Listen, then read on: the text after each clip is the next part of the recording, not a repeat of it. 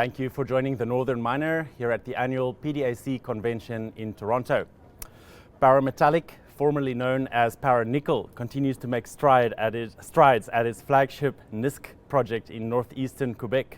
It recently closed a $50 million financing to fund its work this year. Here to tell us more is CEO Terry Lynch. Thanks for making time. Yeah, great to be here. All right. The company recently changed its name. Please tell me what prompted the decision.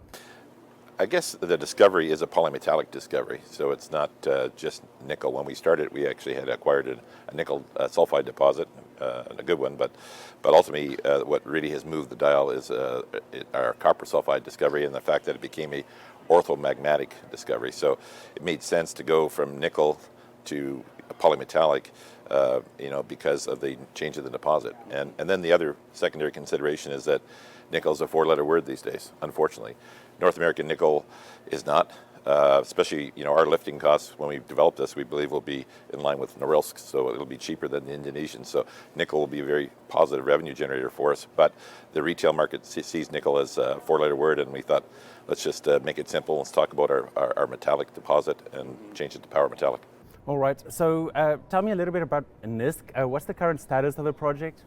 So Nisk is sort of a tale of two stories. So initially we acquired a nickel sulfide project, had 3.1 million ounces of 1.5%. We expanded that to 7.1 on an MRE. It's probably around 8.5 or so now. And looking for more nickel, we stepped out 5.5 kilometers to the northeast and drilled what we thought was a nickel target and found a massive sulfide, copper. So, and then we've drilled, 40 holes since then. Our top 5 holes averaged 20 meters of almost 8% copper equivalent. So it's a massive discovery.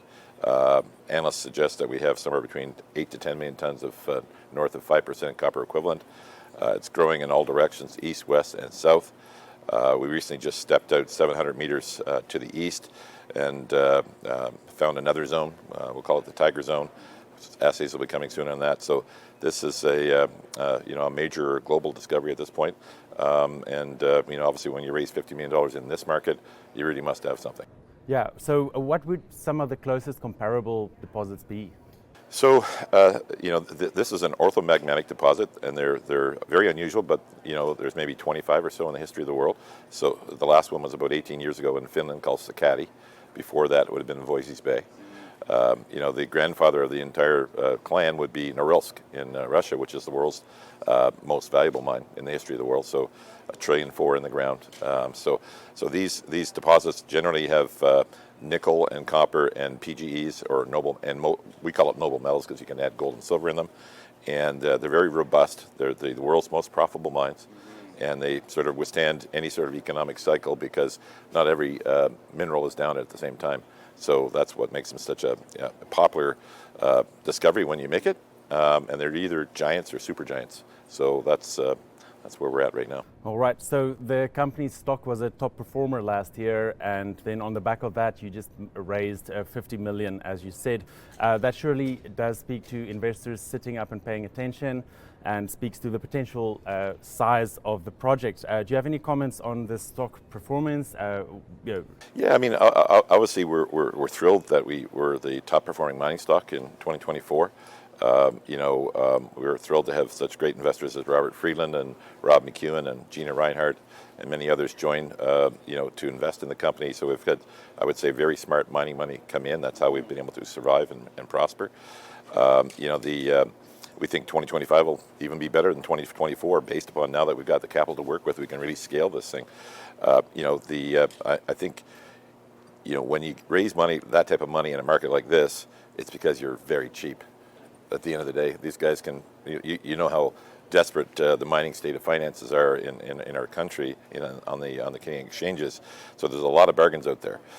So, obviously we had a compelling value proposition and they invested because, when we look at ourselves versus our peer polymetallic companies, people like Foran and Fireweed and stuff like, very good discoveries and companies that are doing very well, they're just, trading at much more value in the ground than we are. And we're saying, like, what's wrong with us?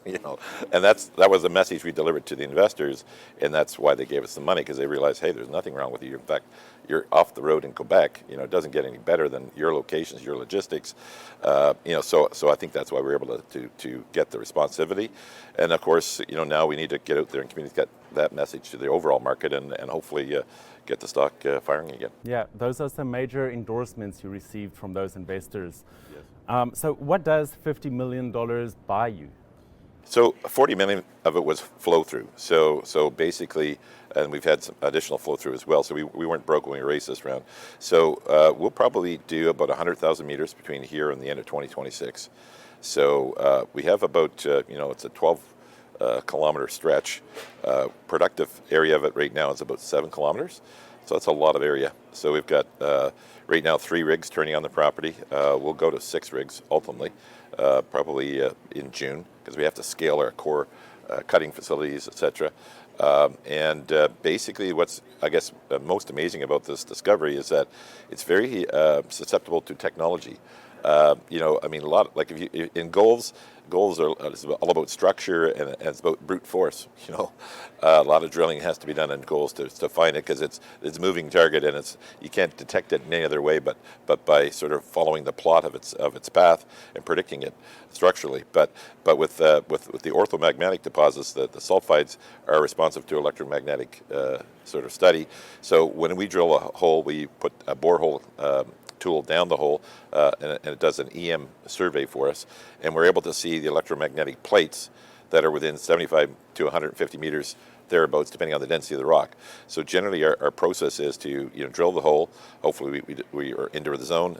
If we are or we aren't, we still send the tool down, and then we flash and sort of see, okay, where is this plate? Where's the next plate? Is it still out there? And then obviously we'll follow up on it, right? So we've been drilling obviously for about 2 years now. We've had no false positives. Quite often, graphite will give you a false positive. Chrome could give you a false positive. Some things can do that. So far, we've been blessed and not had that issue. So our drilling success rate has been over 50%, which is ridiculous. But that's what technology can do for you when it works, right? So we've been very blessed with using this technology, and that'll be our guiding tool going forward, and that's our process. When it comes to technology, AI is currently the buzzword. Are you deploying any of those? Yeah. So we used fleet space technologies a lot in the early days, and we're going to be using them again this summer. They're very much an AI company. They also have their geodes that basically measure the velocity of a rock. It's a new sort of technique, so that you can basically identify at what speed of the rock is your mineralized area, and then you're looking for those speeds when you're drilling. So and there's a lot of data that can be crunched with these new computer algorithms that are beyond the scope of humans, really, and so we're definitely taking advantage of that, and that's definitely led to some of our success at Nisk. Just run us through the value-driving catalysts over the next 12 months. So at this stage, what will drive value for Power Metallic is continued growth of the resource, right? So we're we're not putting out an MRE this year. We'll basically we put all of our drill collars and azimuths on our website, so people can independently model it. Analysts can independently model it. We're doing a metallurgical study. That will be out.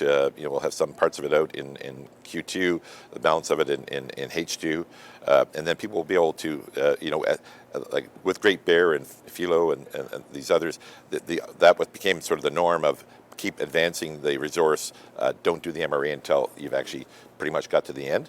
So that'll be our story. So we think, as we announce these drill holes and we show the step outs of 75 meters, 100 meters, and that adds several 100,000 tons, adds value in the ground. So it should rise with our resource expansion. That's what happens generally. So that's what those are the catalysts. So we're looking for, assay catalysts every 3 or 4 weeks, and that'll be the major news milestones, for the company. All right, that's all we have time for. Thank you. That was Power Metallic's CEO, Terry Lynch. Thanks for making time to join me. Thanks for being here.